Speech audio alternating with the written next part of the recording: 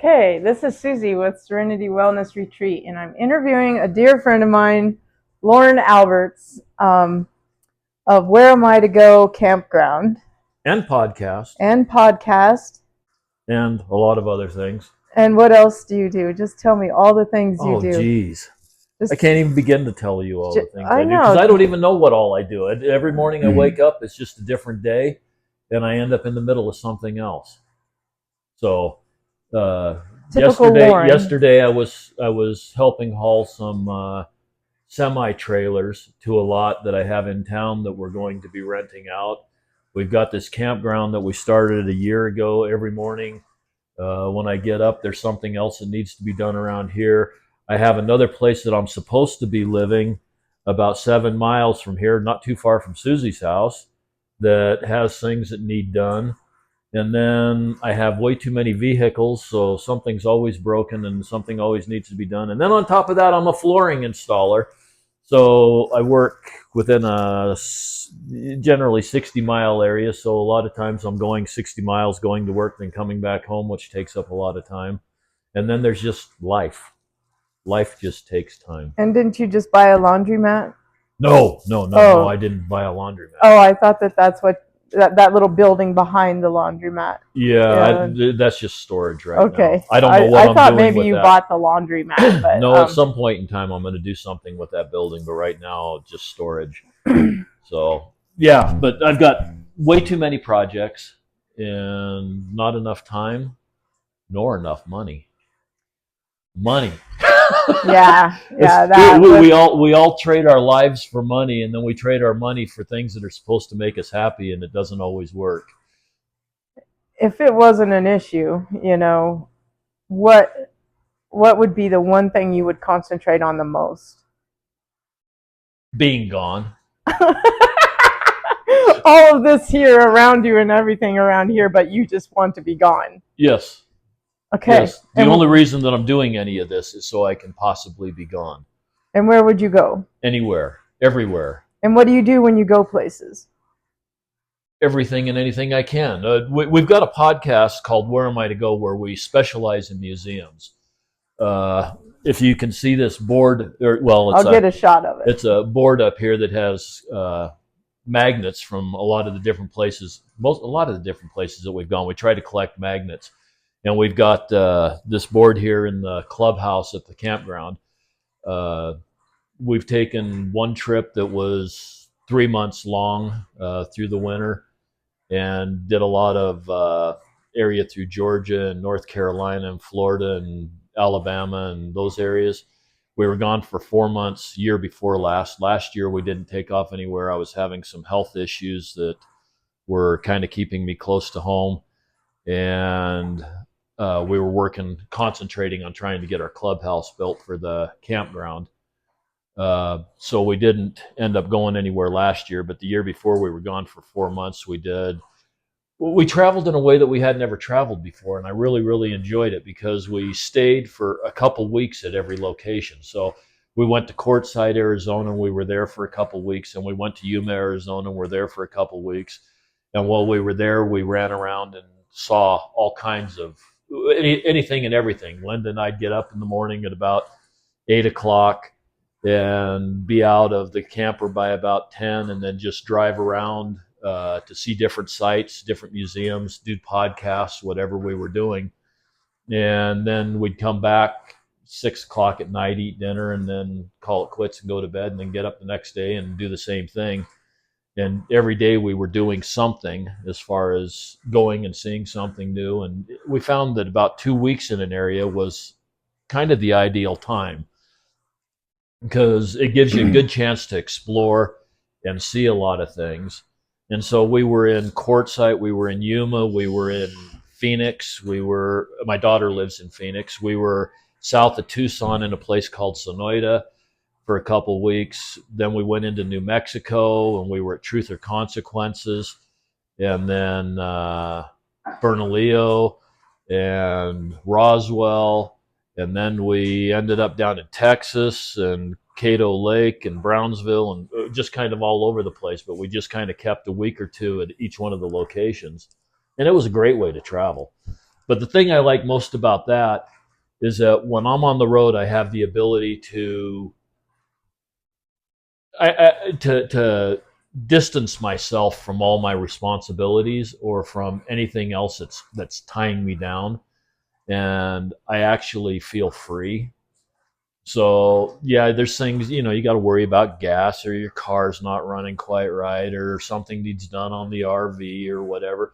But those are just day to day things that you deal with all the time. Yeah, even at I'm home. not really concentrating on past, other than how much fun I had at the last location, and I'm not really dealing with future, other than I've got to go home, and I know when I go home I'm going to be back in the grind. So if I had the option to do anything at all, it would be gone, just because that's where my peace is. Nice. And that's the whole objective with some of this other stuff, is I'm trying to figure out a way to make enough money through the summer months to be able to support my habit during the winter months. So the Uh, campground's only going to be open April through October, and for the most part, it's one of those things that right now we've got some people that were working the beach season that are still here, and it's November 12th or so.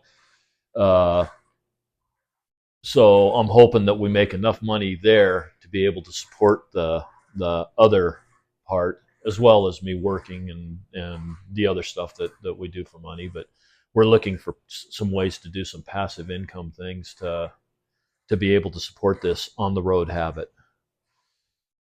so you touched on your health problems that you had a couple years ago, or was it just a year ago? How long ago? I'm still dealing with it. Okay. I've got they say I've got prostate cancer. They. The doctors, they Mm-hmm. did the finger test and the biopsy and all that stuff, and they say that I've got uh, prostate cancer. I don't buy into that, I love that. but at the same time, I've got issues like last year on November 17th. I ended up going to the doctor because I couldn't pee anymore because my prostate had closed around my urethra, and they ended up sticking in a Foley catheter, which was absolutely miserable. I can't begin to describe how much I hated the Foley catheter. And Foley catheter has a little balloon in it. It's a permanent thing. They shove it up there, up your urethra. I don't know how blatant you want me to get with my Oh, conversation, go ahead, and I mean it's but live for a lot of they people. shove this thing up your penis, and they inflate this little balloon so that it doesn't come back out, and it's a permanent deal. And you carry a bag around on your leg, or a tube that you can drain every so often when your bladder's full. Went to the doctor. Now, Susie and I have been friends for 10 years, 12 years. Susie does all of her yoga stuff, and I was one of her yoga students for a good 9 years. We haven't done it for the last year, but when COVID hit, Susie and I were also doing some yoga stuff every day. Some rebel. That yeah, we weren't supposed to be getting together for any purpose during yoga, but every morning we were doing a 30-minute yoga video together, and it kind of got wild and crazy a few different times. We had a lot of fun with it. Susie's a lot of fun to hang with, Uh, but we had a lot of fun with the yoga videos, and we also did a program probably 8 years ago where we brought together a whole bunch of Alternative healers. alternative people and stuff. We called it Awaken to Alternatives, I Right. think is what we called it. And Which is what I call my talks, which is right, why I want to talk to you. and so we've been involved with each other for quite a while, and I could probably get a lot more explicit than what she maybe wants on a video. No, let's go deep. Oh, that's where it goes. Yeah, I'll tell you, it goes all the okay. way from the tip, all the way into the bladder. All right. I'm still having to do the catheter thing, but I got rid of the Foley catheter. That one was a real pain. There was nothing pleasant about the Foley catheter. Uh, I have to cath about every 2 hours, I think, because my bladder's small, because my prostate's supposedly enlarged.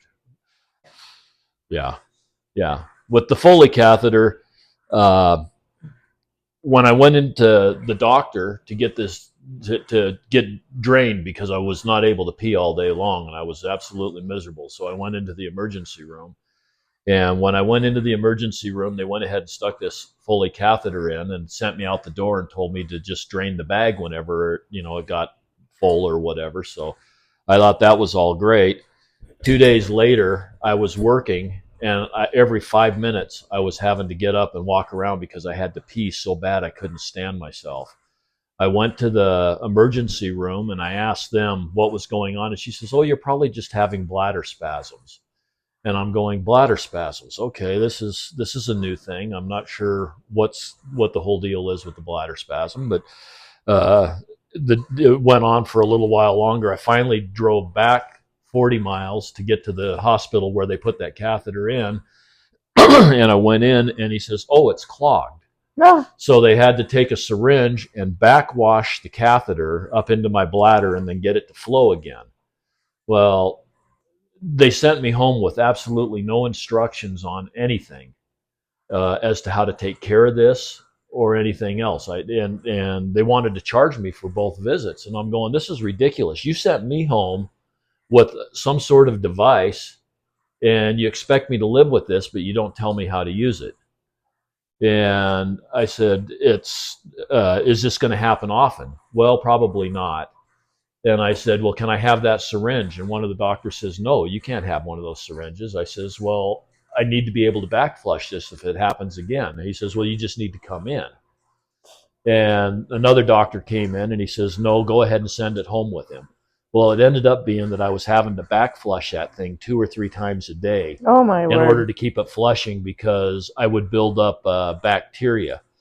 And you only have to change those Foley catheters out every 30 days or so.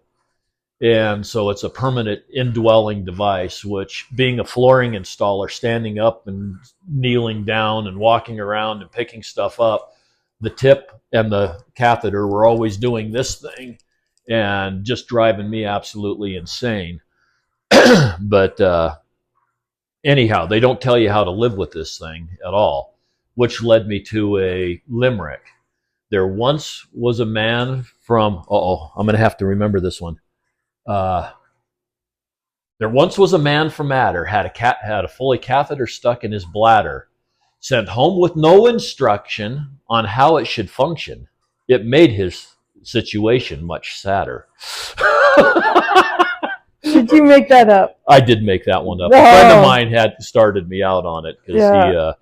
he said there once was a man from Kuwait who had a very enlarged prostate, stuck a hose up his Peter for almost a meter, and the doctor still charged him full rate. Anyway. So about the doctors charging you for 2 visits, when dealing with alternatively with the hospital and them sending you back and for things that did they help you out with your? I went in and talked to the CEO, and I told him I was going to pay for the first visit because that was my problem. But I wasn't going to pay for the second visit because they sent me home with no instructions.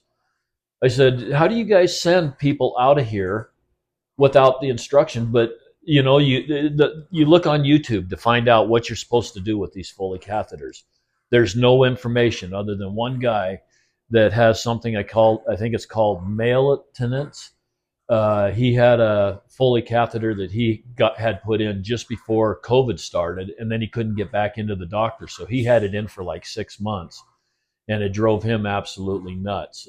And he started creating videos on how to shower, how to take care of it, how to clean it, how to keep from getting bladder infections, all these things.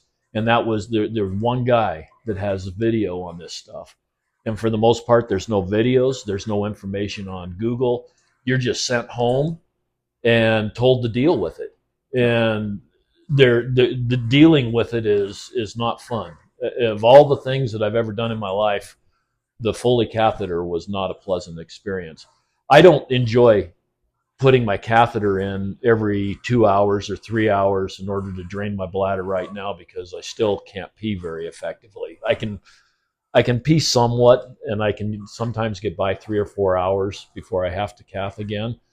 But there's some little issues with some of that too. But I don't like doing that, but at least I'm free for 2 or 3 hours. With that Foley, I was never free. That thing bothered me all night, bothered me all day. Uh, it was not a good experience, and not one I'd wish upon anybody. And like I said, it's uh, you end up with mineral deposits on the end of that Foley, and when they pull it out, it's like a ship with barnacles coming back through your urethra. Yeah. Wow. And so, I just what do you think caused? That's why I didn't go anywhere last year. Is I needed to be somewhat close to a doctor where I could get things taken care of, and I wasn't comfortable.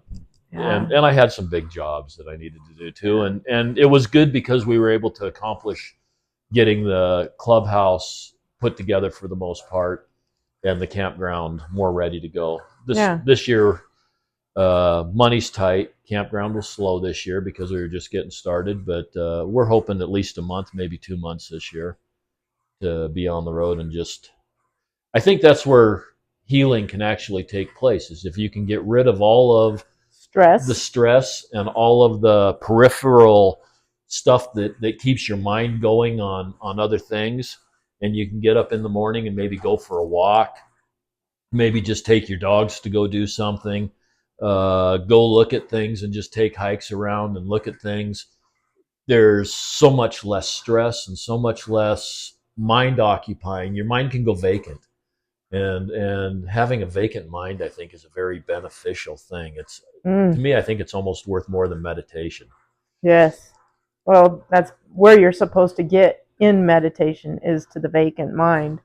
But you're still working on things. Yeah. I mean, at least when I'm meditating, I'm thinking of, in my meditations, I do stuff like, I am strong, my prostate is shrinking, I am healthy. Oh, you're doing my affirmation meditation, and that's and I try to go into that. But you're in like present moment mindfulness when you're out and exploring, and that is mind emptying. It's vacant mind for sure. It was every morning, Linda and I'd wake up and we'd go, so what are we going to do today? And it was, well, remember somebody told us about this cool place out here?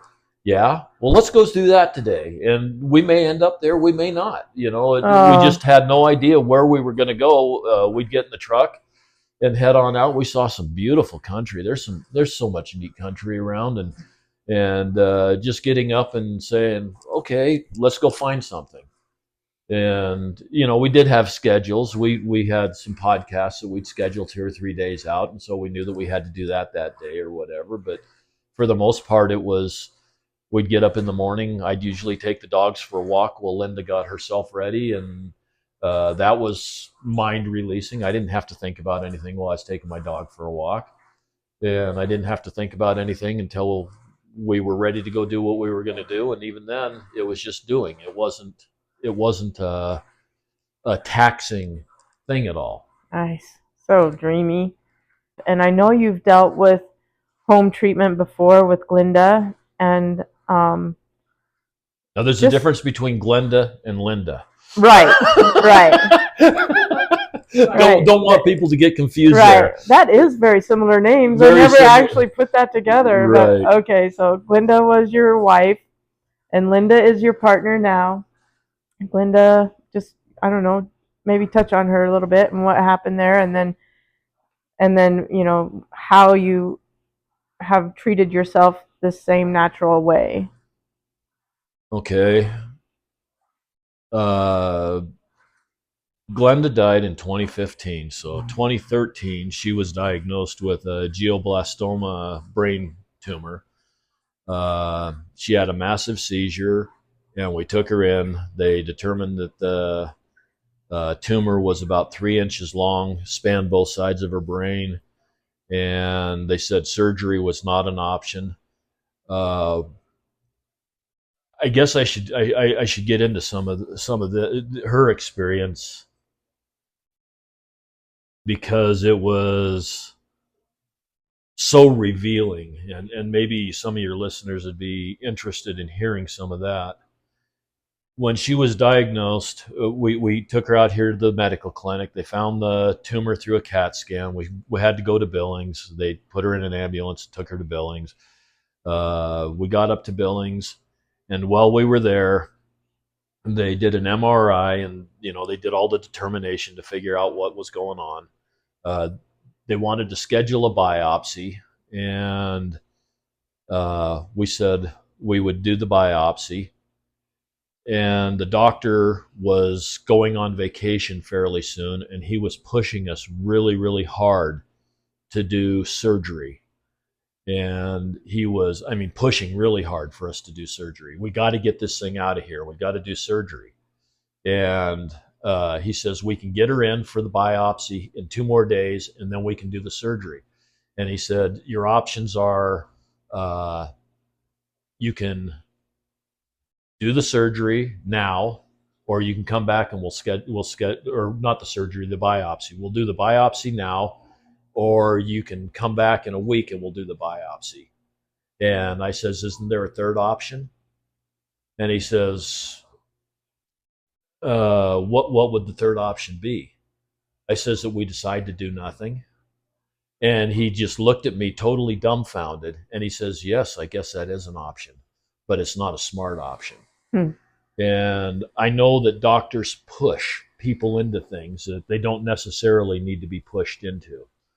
Anyway, while we were there, we opted for the third option, that we would come back in a week, schedule the biopsy, and then come back, when we could, to get in another week or two to get the biopsy done, after we had talked about things and seen where things were at.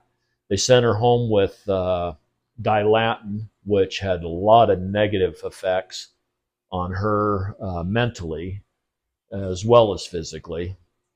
A lot of bad side effects to that drug for her. I don't know how it is for everybody else. But while we were in the hospital, we got to talk to the oncologists, and we got to talk to everybody. And their most important thing was, she needs to eat. She needs to eat a lot and keep herself healthy and keep herself strong. And to get this started, we've got a cooler out here in the hallway that has a bunch of food in it, and drinks and that kind of stuff. Just if she says she wants something to eat, go out and get her something. So I walked out into the hallway and I took a look at what was in the hallway. There was cake, there was Pop-Tarts, there was muffins, there was all kinds of bread objects, there was candy bars in the cooler. All they had was pop and those kind of things. I walked back in and I says, I can't believe this. I says, we're in the hospital. You're in a cancer situation here, and what they tell you to eat is everything with sugar. And these doctors all know that sugar feeds cancer. Everybody knows that sugar feeds cancer. That's what cancer loves. And so why is it that they're telling me to feed you all of this stuff that is all full of sugar? And, it just kind of blew my mind. And you couldn't get a salad. I told her, I said, we've been eating fairly good, but we haven't been eating really good. And we've been talking for months about changing our diet anyway. I says, it's changing today.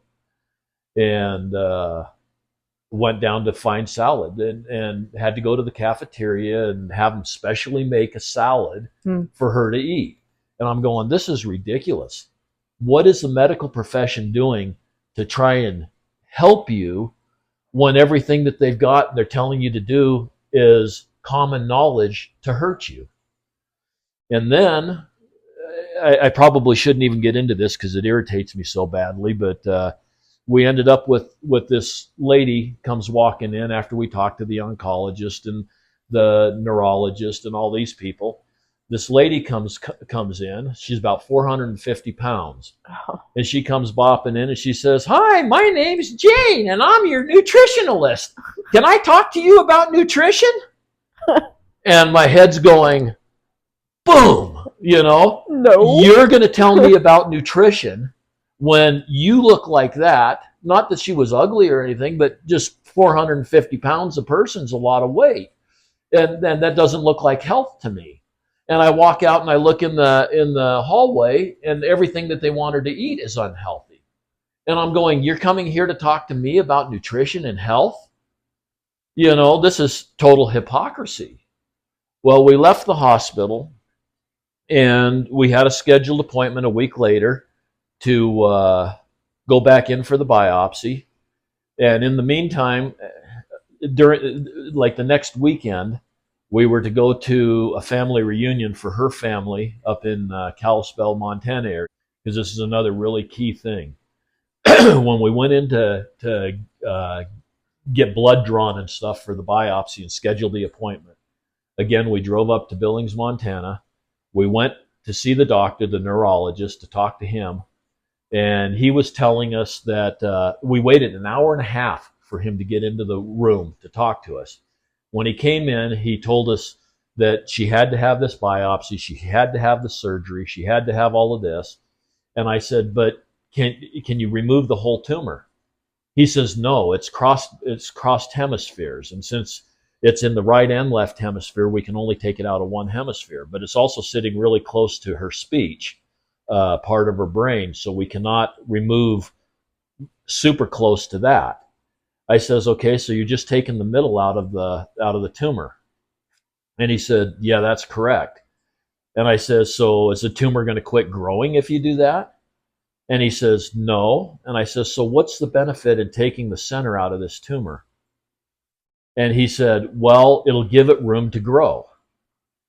And he says, it'll allow more space for it to grow. And I said, so you're telling me that it's just going to continue to grow, but it's going to have more room? And he says, yeah, that's correct. She might have her speech a little longer and some of that kind of stuff.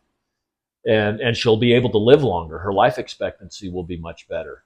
I says, so in other words, what you're telling me is that she'll be able to live in a nursing home for longer period of time, breathing and being fed by tubes and that kind of stuff. She'll actually live longer in a bad state of no quality of life. And he says, well, that's a really rude way to put it. I says, well, how would you put it? Really real, right? And he says, well, I'm not really sure.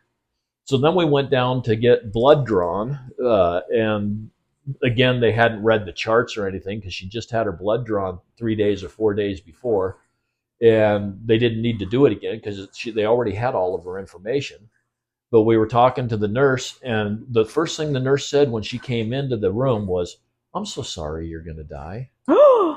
And we were like, what? And she says, yeah, these brain tumors are almost always fatal. And so I said, we've kind of started to change diet. We're looking at some alternatives and some of that kind of stuff. We think that maybe body alkalizing might be really good. And she says, oh yeah, you might want to try lemons, do some heavy lemon juice and some of that kind of stuff because it alkalizes the body. And I said, so have you seen any positive results with people alkalizing their body and these brain tumors? She says, oh, I don't know anything about alkalizing the body. And, again, the medical profession gets in trouble for espousing any concept or idea of anything that's alternative. And we walked out of there. Maybe she knew and she was just giving you a hint and then saying what she's supposed to say, like, I don't know. Yeah, whatever it was. Mm-hmm. And so as we were walking out that day, it was 4:00 in the afternoon in September. So bright lights and everything should have been there. The sky was so black that everybody had their lights on, and the sky just fell rain-wise. And it probably rained 2 inches in 30 minutes. And I turned to Glenda and I said, so what do you think? She says, we ain't doing it. And I says, well, let's keep our minds open. Let's work on this a little bit. Then we went to the family reunion and she says, I'm not doing it. So I called up the hospital and I said, we're canceling our appointments. We're not doing it. And the lady says, well, that's a really dumb thing to do. You're going to kill her. And I said, no, that's what she said she wanted to do. And we're going to take a different path. So we started doing a lot of research. She did the Gerson diet, which is heavy juicing and I call it the vegan diet with nothing good, because you can't have berries, you can't have well, just anything good. I mean, Right. anything that has that you can eat all the broccoli you want, you can drink all the carrot juice you want, and that kind of stuff. But as far as anything that's really exciting to eat, I mean, even moderately exciting. Of course, you couldn't have ice cream, which, Right. but berries, and that type of stuff were out. She could have fruit, so we'd make fruit smoothies every morning and that kind of stuff. And we did the Gearson therapy, and then we got heavy into cannabis. And cannabis was just barely becoming legal in Colorado at that point in time.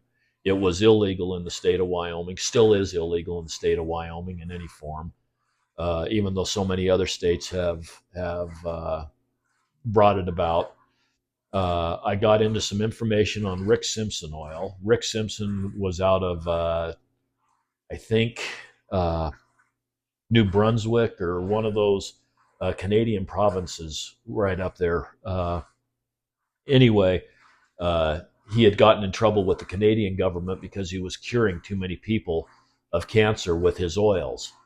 And he was curing melanomas, he was curing all kinds of cancers. And so we got into some of that research, and the oil is not really difficult to make. You just got to have quite a quantity of the cannabis, and then you boil it down. And I used a small crock pot. You pour alcohol. I used Everclear, and would get the THC and the CBDs out of the cannabis leaves, and then put it in a little crock pot and boil it down for 12 hours or so until you had a real thick oil. And we started using that, and her seizures, she didn't ever have any seizures. We were able to get her off of the Dilatin, and it worked really well. Neither her nor I really like the cannabis high. So I would always give it to her at night. It would help her sleep. It would make her sleep. Uh, she did not have any seizures for 18 months Wow. while she was on the cannabis oil. She did not have any chemotherapy, radiation, biopsies, or anything else. And she did extremely well for 18 months. Her quality of life was very good. We took several trips, went and saw all of her relatives, and we did a lot of things in that period of time. And she lived a pretty normal life for 18 months. Uh, the tumor came back pretty strong the last 6 months, and she ended up losing her speech. She ended up not being able to walk. She ended up with lots of problems that you would expect from a brain tumor. But when I took her into the doctor, when all of this started coming back, the doctor looked at her MRI and she says, "Does this really say that she has a 3-inch tumor in her brain?" I said, "That's what they told us." And she said, "I've known you guys, this whole time," because it was a friend of ours that was a doctor. She says, "I've known you all this time, and I would have never had a clue that she had a tumor that size, and she shouldn't have lived as long or done as well as she has with the way that it was." Uh, I was, as things progressed and got worse, uh, I ended up taking care of her 100% until the day that she died. But she wasn't ever really in a lot of pain. She started having some seizures.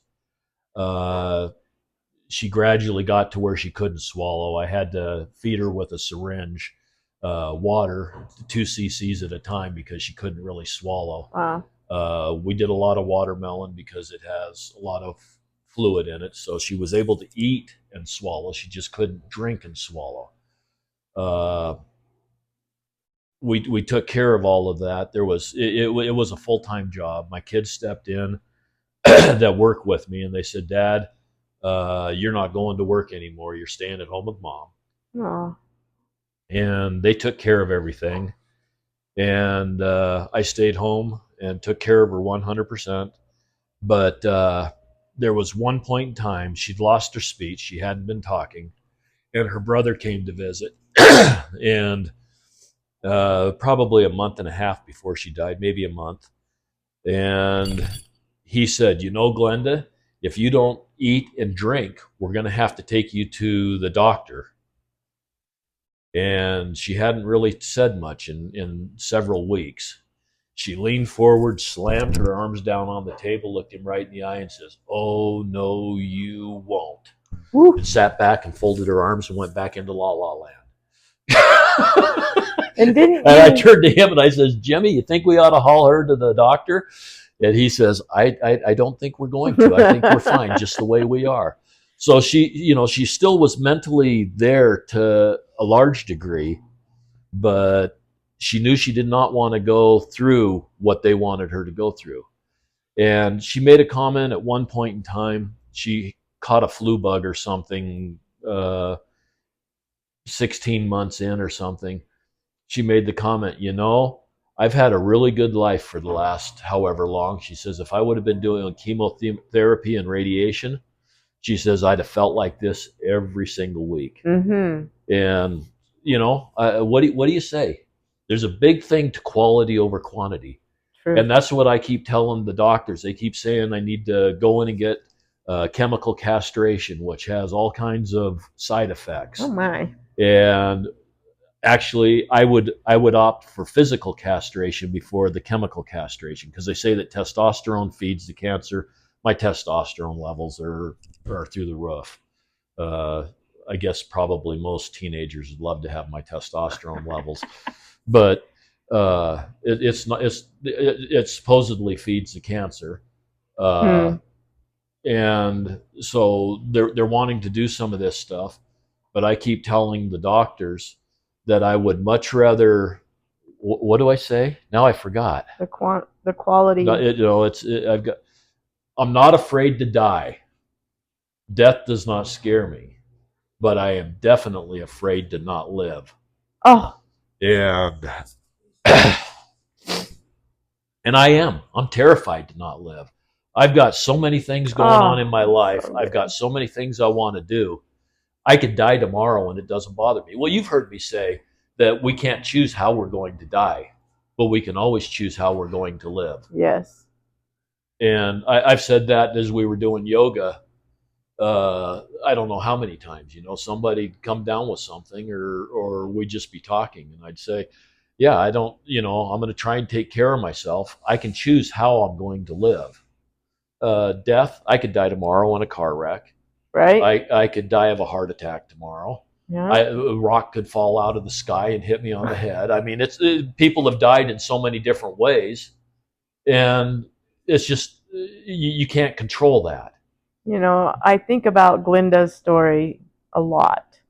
I think about how if something like that were to happen to me, I would want to say no. I would want to, just live my life without interference. I feel like it's was meant to be if this is what's going on with me.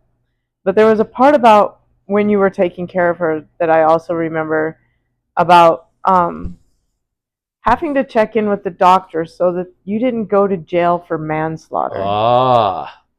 Something I shouldn't talk about, but I'll get into it a little bit.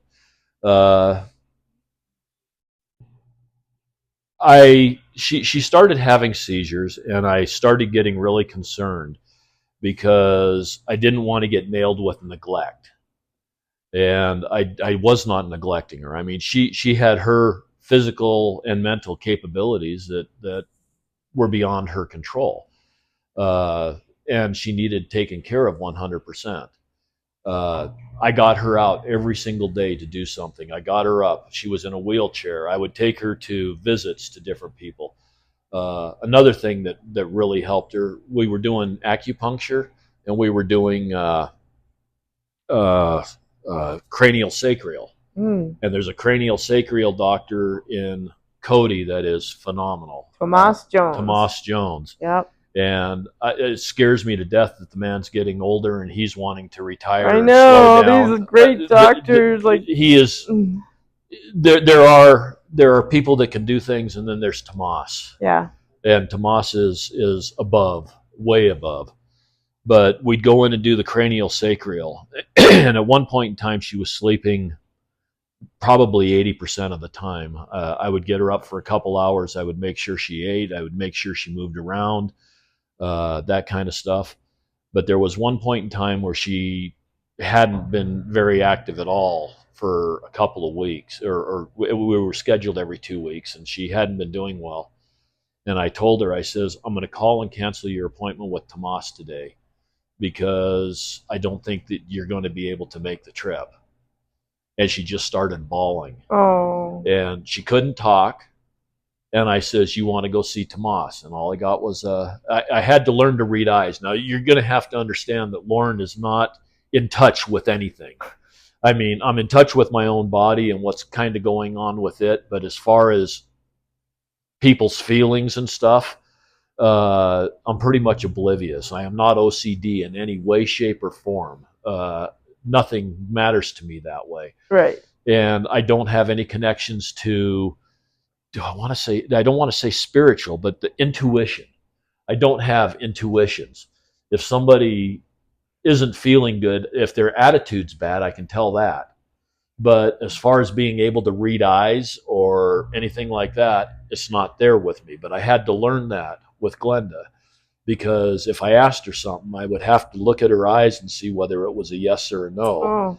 And it was really, really hard. But she started crying. I says, you want to go see Tomas? She nodded once, and I said, okay, we're going to get you up and get you going. And so I had to clean her all up and get her dressed and get her in the truck. And we went and saw Tomas, and he did his cranial sacral stuff, and it always made her feel so much better. Again, he wasn't able to do anything with the tumor, but he was able to relieve pressures in her head and some of that kind of stuff, which helped her out tremendously. But where was I going with Well, this? we were talking about the getting in trouble. Oh, getting in trouble. Okay. Yeah. Okay. So we were seeing a chiropractor. We were seeing Tomas, but I did not have any medical affirmation as to what was going on other than her original diagnosis.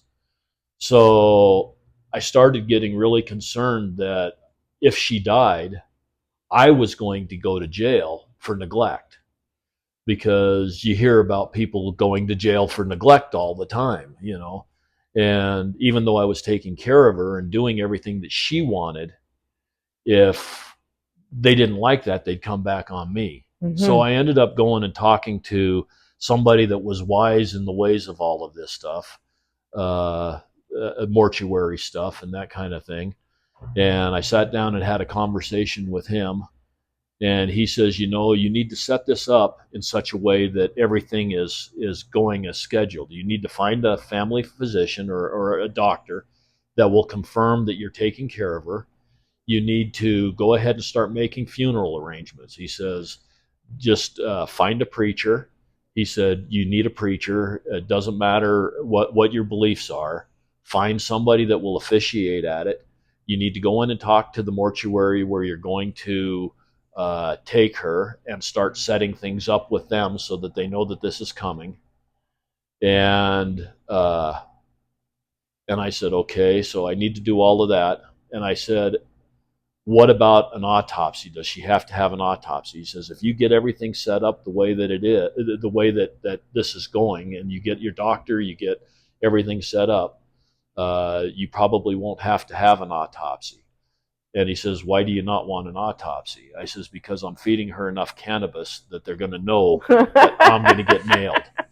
And, you know, I mean, in reality, okay, this is, Loren's got some really strong opinions on cannabis. Like I said, I don't like the high. The high means nothing to me. In fact, it irritates me. It is medicine. I went to naturopathy school, and my teacher was a Mormon. And, you know, they're anti-drug, everything. Right. But it was... Cannabis is a good thing. There are so many scientific facts backing all the way through. Yeah, and it's just, being that it's illegal in some states is just ridiculous, and just proof that the government wants to keep us sick. The only reason that cannabis is illegal is because Rockefeller did not want the challenge to his pharmaceutical industry back in the early 1920s, and when they got to where they were able to make uh, cocaine illegal and a bunch of these other things illegal, they lumped cannabis in there and they gave it the highest rating. I mean, cannabis was rated higher as far as punishable felonies than what heroin was.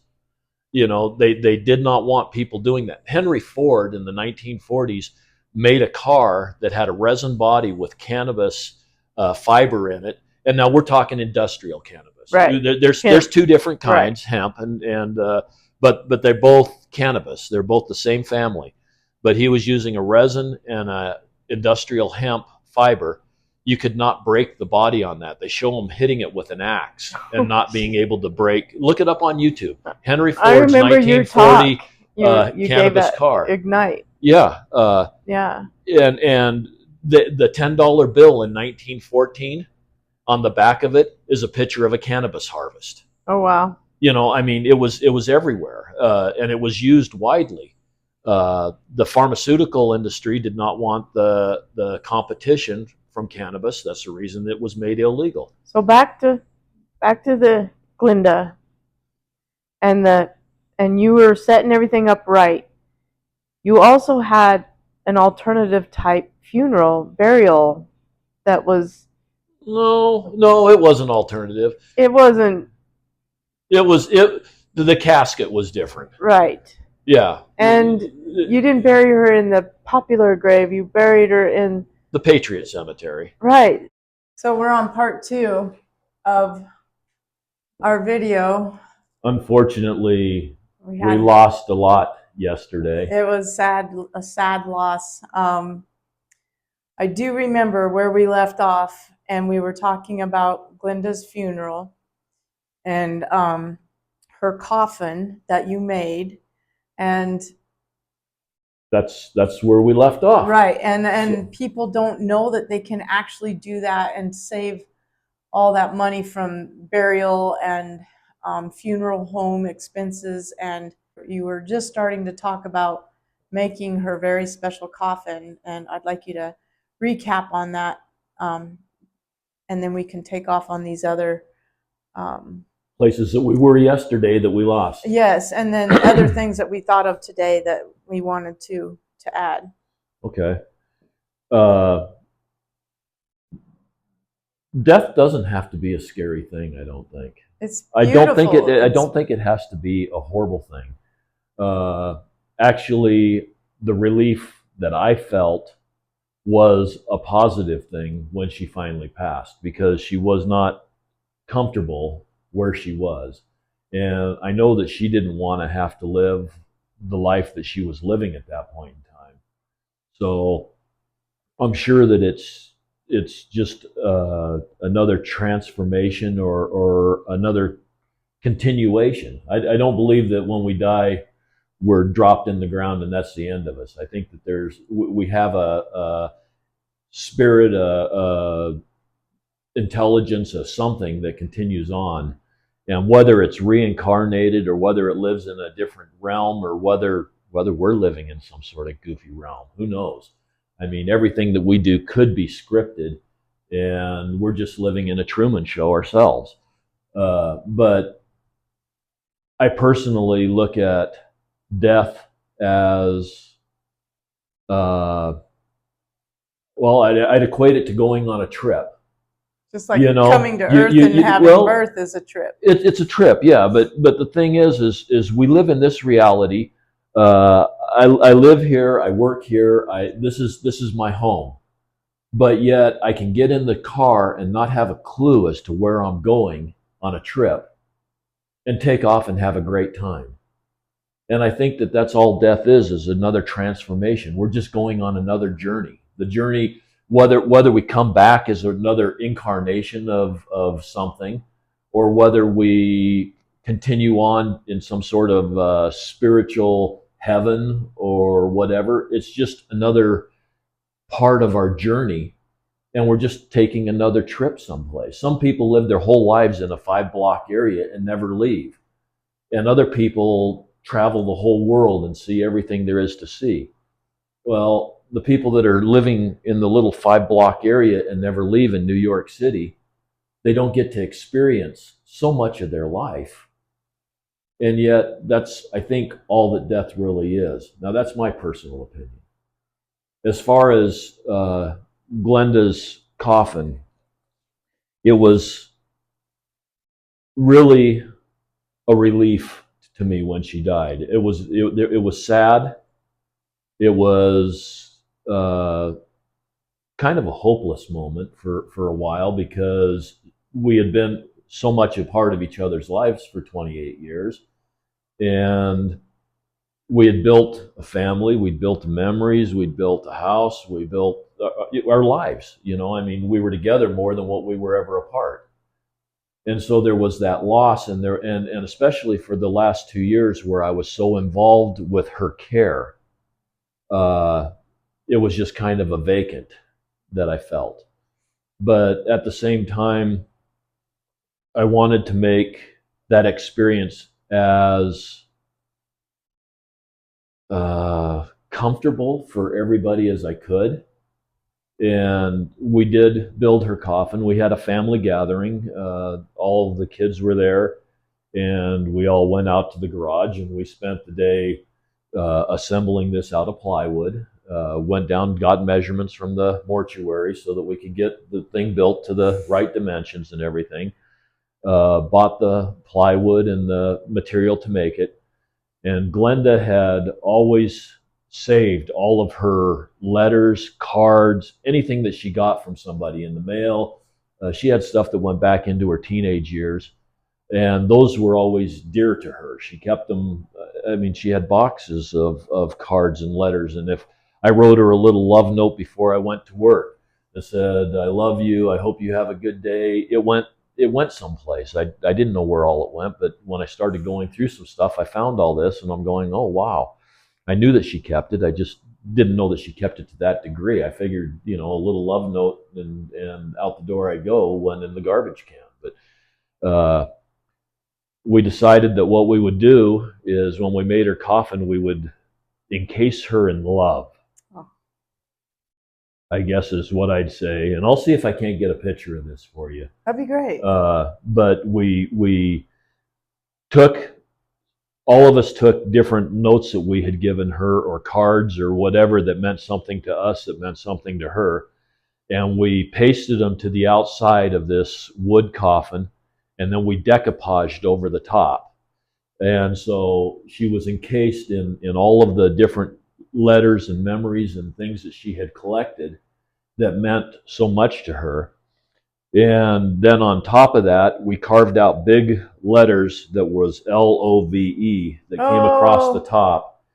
And because I have 3 children and myself, we each wrote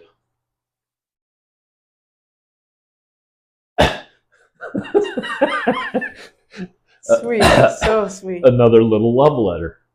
And she added this collection of all this stuff. We decided that what we would do is since we didn't know what to do with it, it didn't mean as much to any of us. So in the bottom of the coffin, we made a false bottom and filled it full of those letters and all of the memorabilia that she had, and then covered over the top of that, and then put a quilt that had been made by one of her daughters in there, and that's what she was buried in. And so I guess we can say she was buried with love. And wrapped in love. And then we went and found a nice big rock that is pretty rustic, and I took it up to Billings and had carved in it her name, her birth date, death date, and it said "Forever Loved" on the bottom.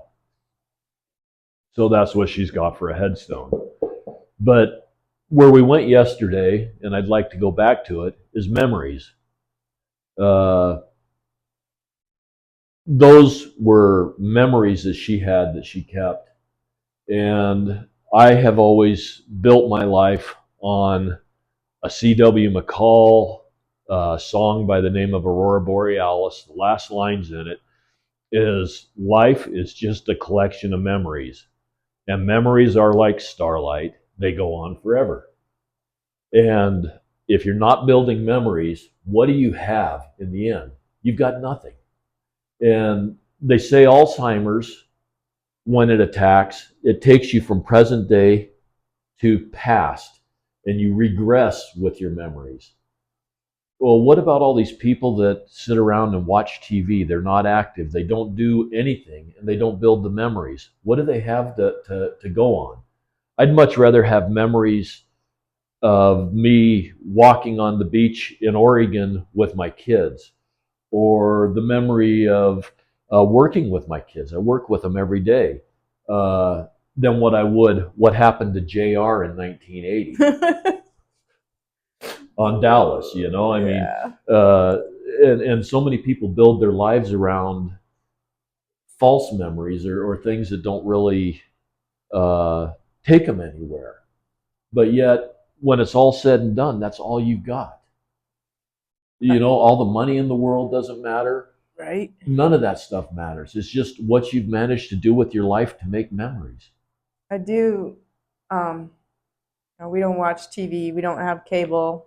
I spend way too much time on Facebook. I'm going to be the first to admit that I scroll through the videos and There's some interesting things on there, but yeah, there is addiction to cell phones, and um, but I heard one time that an average man spends 8 hours a day watching TV, and like get up and watch the news in the morning, and then 3 or 4 episodes of something or a football game or something. And it's just, I always remember that one time you talked about football, a football game. There's actually only 13 minutes of 12 minutes of play that the ball's actually moving. And you watch 3 hours of it. Right. The last football game I watched was when the Bears won the Super Bowl, I think 85, 86, somewhere in there. And that was a trivia question in the middle of the halftime trivia question was, in a 3-hour game, how many minutes is the ball actually moving? And they said 12 minutes. And I went, I spent 3 hours watching 12 minutes of football movement. I could have been doing anything. I could have been fishing. I could have been working on my truck. I could have been sleeping and had my time more wisely spent than watching 3.5 hours of football. And then, like we were talking a little bit ago, what is television? I mean, really, you spend time in front of this thing and they tell you exactly what it is. They tell a vision. Now, I know they got an I in there. It's television, but how do we all pronounce it? Television. It tells a vision. Wow. What is the vision? Whatever they program you to vision. And what they do with their programming is they set social agendas, they set whatever they want to, and they get everybody watching it and listening to it and following it. And what do you end up with? Channeling. They channel the whole conscious of society with a certain program or a certain thought. And the more that we have this collective thought, the more apt it is to produce the outcome that they're wanting. So, the whole thing is all a big jumble and big mess, and I don't like the whole programming aspect of things. I know people don't really like hearing about MK Ultra and some of those kind of things where the CIA was working on mind programming techniques and stuff in the 60s, 70s, 80s. But a lot of this stuff all comes from that MK Ultra programming. Is that the same thing as the Gateway Project, where they were also teaching people how to um, have out of body experiences? I can't think of what that was all part of it. Yeah, but they were also showing the way the mind could go in a big, expansive way versus just the contraction of making followers in the MK Ultra. Like they were teaching people how to, oh my gosh, I can't think of the word right now, astral project. Yeah, I'm trying to. I was just trying to think of what that's called, also, and for some reason it's slipping my mind. One of them is astral projecting, and but anyway, the government knows what it's doing and keeps some things quiet for a long time. Oh yeah. But But they're heavily involved in the programming that happens on TV, on social media, on all of this stuff. They control a lot of it. I mean, it's become obvious in the last few years with Google censoring so many different things. The COVID experiment, where they did all kinds of different things as far as getting people to believe that it was much worse than what it was. Uh, Talked them into taking experimental vaccines. A lot of this stuff is now starting to come out, but they were in control of the whole narrative that was going on in the news and social media and everything else. They controlled. They banned people that were speaking alternatives on YouTube, and they're still doing that. I mean, content removed, right, fake news, things like that. and Yeah, those type of things. So with your prostate cancer label that they've given you, you've always been also experimental with dieting, like when Glinda with the Gerson therapy and things like that. And I do remember you once telling me that Whole Foods was like the best diet, actually. But now with your prostate issue, you're leaning towards the carnivore. I'm going a lot heavier towards a carnivore or keto. I've been following a guy by the name of Dr. Thomas Seifried. I can't remember how he spells his last name. And he's a Boston, Massachusetts cancer researcher. And he says that there's only two things that drive all cancers. It's glucose and glutamine. And glucose is in just about everything, especially bread products and anything that's carbohydrate.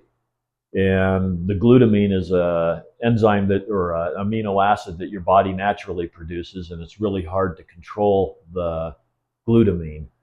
But going to the carnivore keto diet, I've managed to lose 50 pounds, which I didn't think I had 50 pounds to lose. I feel good. I do mix some fruit in with my meat, but I do eat a lot of red meat. I feel good. I I seem to do well, and I'm not hungry all the time. You know, when I was doing the Gearson thing, I felt hungry all the time. I'd eat a big salad, or I'd drink uh, uh, smoothies or whatever, and I'd be hungry in an hour or two. It seems like when I'm eating the nutrient dense meat, and that's another thing that people don't realize that they've kind of found, or that they're studying, is that everything you need is in meat. All of your essential minerals, vitamins, all of that is in meat. And the way it digests is so much slower, and it digests in your stomach instead of in your colon, and it's actually a healthier way to eat. Now, this is what everybody's telling me. Is it actually true? I don't know. I know that I feel good. That's good. And I do mix a little bit of fruit in there. I've got apples that were grown on my own apple tree that has not been sprayed or anything else, and I eat an apple or two a day, which gives me glucose. I don't believe that fruit glucose is the same as processed sugar, or refined sugar. I think your body processes it differently, so I'm going to go with that.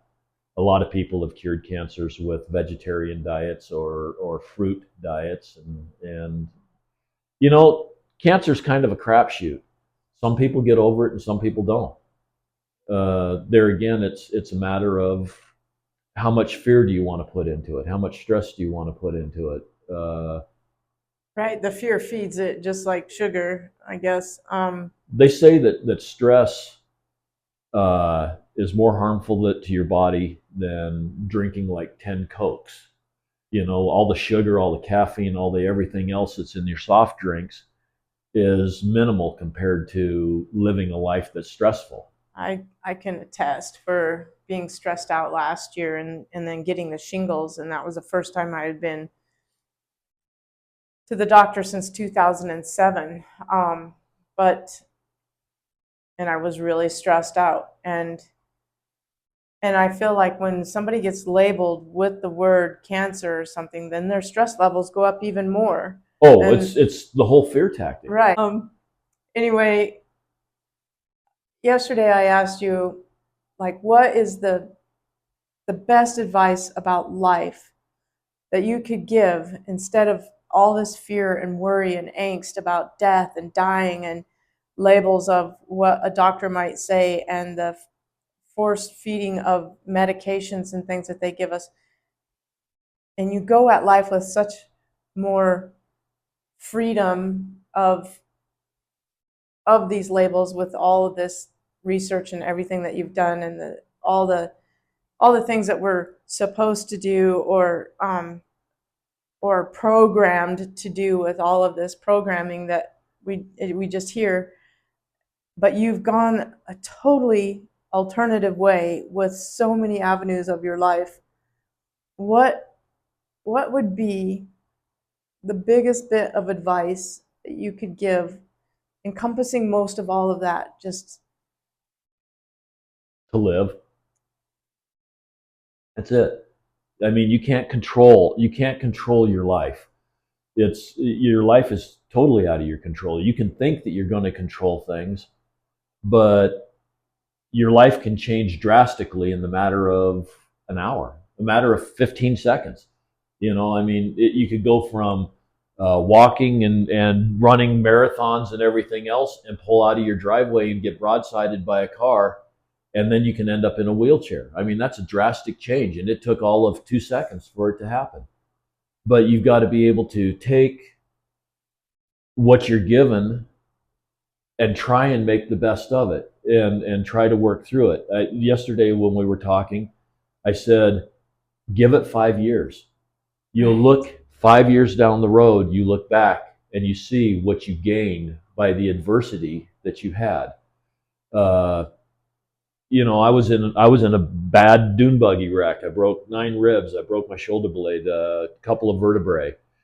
Uh, I was doing yoga beforehand, and it took me. Well, I was in intensive care for 10 days. I was home for about 2 weeks before I came back to yoga. I sat on the stairs over here and just absorbed energy that you guys were doing. Conscious breathing and doing some of that kind of stuff. It got to where I was raising an arm a little bit, and now I have full range of movement. I attribute that all to yoga. It was great. It was a matter of picking my excuse me, picking myself up and continuing on with the set of circumstances that I was given. Now, granted, those circumstances may not always turn out as positive as what mine did. And if you don't keep living, keep pushing forward. But I look back now, 9 years later, and I look back and I go, the yoga helped me out in so many ways. I felt so much better. I felt so much stronger. I learned so much from that experience. I gained lots of knowledge about lots of different things as far as recovery, health, medications, whatever. Uh, it all has been beneficial in some way. And like we were talking earlier today, it's kind of funny. I'm going to go back to memories. We retain the bad memories, and there's a reason for that. I'm not sure what the reason is, but if you're driving down the road and you have or you're driving down the road between here and Thermopolis, let's say, and it's a nice sunny day and you're driving down the road and you're looking at the scenery that you've seen 1,000 times, and it's just all what you do every day. You don't have a great memory of that. I mean, I don't remember doing it 2 days ago or what I maybe saw or whatever. But I know that if I got a flat tire and it's 20 degrees below zero outside and I'm having to jump out and turn one lug nut and get back in and talk to the wife and kids while the car's running, while they're waiting for me to get the jack on the tire and get the tire fixed, that's something we're going to talk about around the Thanksgiving table for the rest of our lives. Remember that time. And it's those kind of things that really stick with you. It's adversity, and it becomes funny. I mean, just one really funny example. We were going up over the mountains one time with my sister-in-law and their kids, and one of the kids got car sick. He was riding in the back of the truck. We had a topper on the back. That's always memorable. And we were going up over the mountain, and most of the ride I don't remember until the kids started beating on the topper window and saying, "Timmy's sick, Timmy's sick." And I got out, and as I walked around the corner, I see Timmy with his mouth up against the screen trying to puke out because nobody wanted him to puke in the truck. I mean, it was horrible. It was a heck of a mess. But I'll tell you, everybody in that truck has laughed about that story, including Timmy. Yeah. Oh. Every time we get together, it's just the funniest thing, and those kind of things keep you going. It makes life fun. It makes life interesting. It does. And the then adversity is like this growing thing, or you can make it funny, or you can make it terrible. Is how you make it. It is, and along with that goes just great memories. Like you sent last night some videos of some of the yoga videos that we did during yoga. COVID. Yeah. Yes. Oh man, I was laughing so doggone hard. Oh my gosh. It was hilarious. Makes me want to do it again. Yeah, we had a lot of fun doing that, and good memories. Yeah. I mean, it's just and you share that with people, and the thing that's really kind of interesting is when you have memories with people like that, you can be away from them for long periods of time, and when you get back together, it's like you've never been separated. I've got friends that I haven't talked to maybe in a year or two, and then we get together and it's just like clicks right back where we were. You've got a good basis to go off of, and you can pick up right there and have fun again and build new memories. Yes. And they just keep going on and on and on. Yeah. I just love. I used to not like being with people very much, but I'm really loving these interviews. It's teaching me to listen better, engage, and just I'm learning so much about people that like I'm feeling that wall come down that I had built around me of, non-trust or whatever it is with me. But like, man, we're just really all one. We are. And feeling that connection more and deep. And I just encourage people to turn off your phone or your computer right now and go call an old friend, somebody that you know who might be going something through like what Loren has gone through, and say, hey, did you know you could actually do this alternative thing instead of the old programmed way that we all were taught that this is the way any of this goes. You have the power. You have the choice. You have the choice. You have the power. You can live in fear, and you can buy into the fear, or you can live in peace and do something about it. I mean, if you're living in fear, you're in panic mode. You're in distress mode. All your hormones are tweaking. And you don't think. You're not thinking clearly. If you are at peace, you can look at things and say, I think that might work. Or I don't think that's going to work. Or maybe I should try this for a while. At least your thought process can take you through a situation. Whereas if you're in panic mode, we all have, just like the horses do, fright, flight. And as soon as somebody says, you've got cancer and you're going to die, and you go, you've lost it. All of a sudden, you are in total distress mode, and you're open to anything and everything they tell you to do because you don't know what to do. And there's people that end up with an illness and they die in a week or die in a month. There's also people that live with the illness for 10 years and nothing ever happens to them, and they end up dying of a heart attack instead of the cancer. You've got time. You can sit back, look at it, and figure it out. And even if you don't have time, the fear is not going to help you. No. But making loving memories, I think, is like very good medicine. Oh, it's the best. Yeah. It's the best. Oh, Loren, thank you so much for doing this and sharing some really personal things, and showing people these choices and being an advocate for living life That's, fully. I think, all you can do. It is That's all you can do. You're stuck with it. You either live in fear and misery, or you choose Peace a and different love. option. Peace and love. Peace and love. All right, everybody. Well, not yet. Wait. We got to close, and I get to close. Loren gets to close. Okay. I have a statement that I say at the end of all of my podcasts. All right. I love and this. it is, the world is full of wonder. You need to get out and explore. Life is for exploring. We need to do everything that we can, have all the experiences we can, learn all that we can. And everybody have an absolutely wonder-filled day. Namaste. Namaste. Namaste. Awesome day. That's what Awesome I always day. used to say at the end of awesome day. At the end of Was yoga. that the end of yours right there? At the end of yoga, I always said awesome day. But you should add that to your have a wonder-filled day. Awesome day. Awesome day. All right.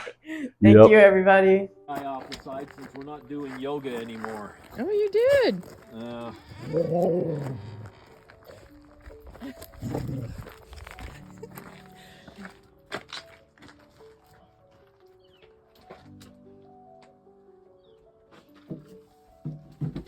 it's so cool. I love the colors.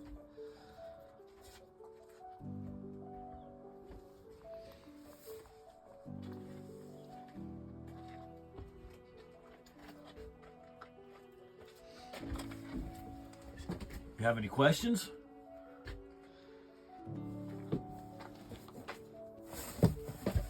Oh boy. And we've stayed in this for a month at a time. It's got solar all the way across.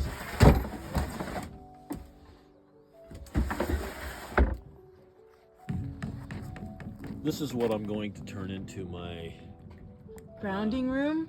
Grounding room, but I'm also going to make a copper pyramid on the inside out of copper tubing, and then I'm going to bring a copper grounding rod from the ground all the way up through here, and then I'm going to put something on top to collect energy, and then I'm going to put copper tubing like for wind chimes. And I'm going to see if I can't get those cut to the right frequencies to where I can chime those while I sit in here and meditate and heal.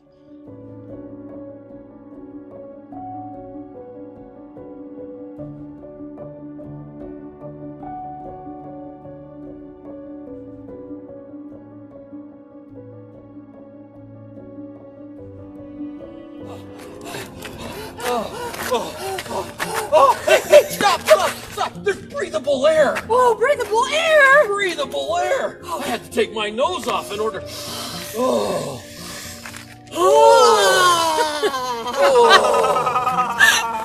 this is so good! Uh-oh, it's got laughing gas in it! It was breathable air!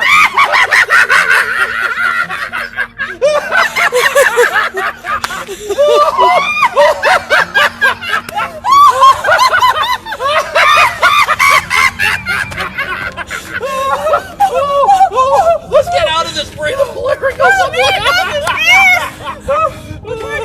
Oh man, yeah. And I was so grateful to be watching you and doing yoga when you were on. That was Watching really, me is scary. it was grounding. It was some of home with me, so it was really nice.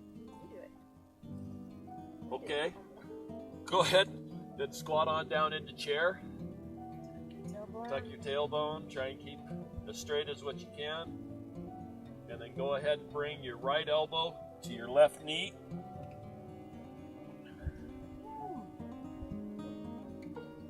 What's this good for? Everything.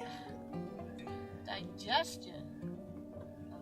It's also good being in this position for when you're in a dirty bathroom and you don't want to touch the seat. Right. If you get these muscles strengthened up, you can do this for a long time. And this is your search for the toilet paper? Yeah, that roll that always goes up in there and you can't ever get it out. Right.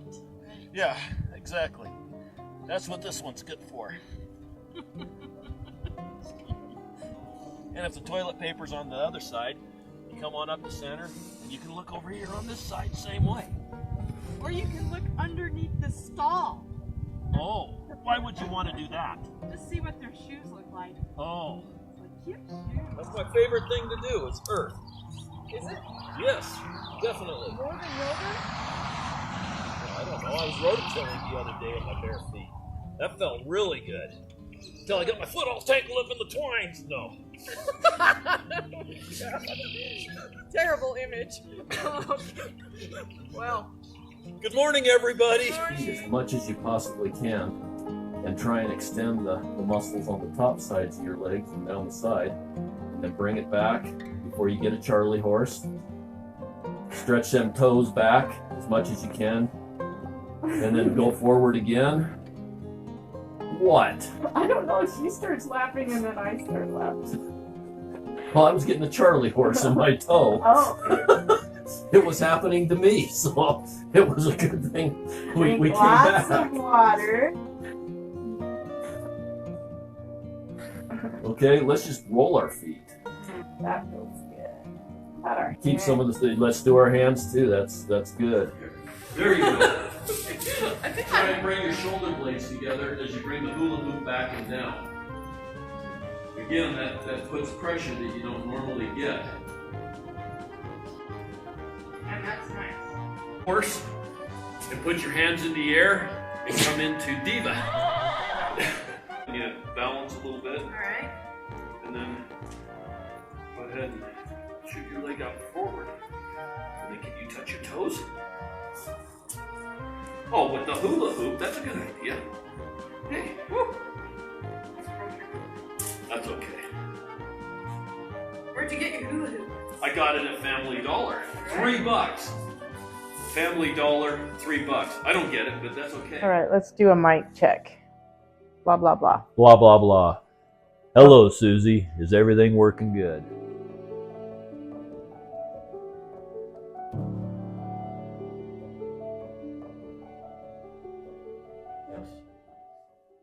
Look at that. Oh, he's cool. I gotta like a lot There's of a them. centipede. Yeah. He's coming to get you. Do they bite? I don't think so. Not us, anyway. I just find them dried up and I think about those crickets we were eating that one time. Yeah, You were gonna build a cricket farm. I was thinking about building a cricket farm at one time.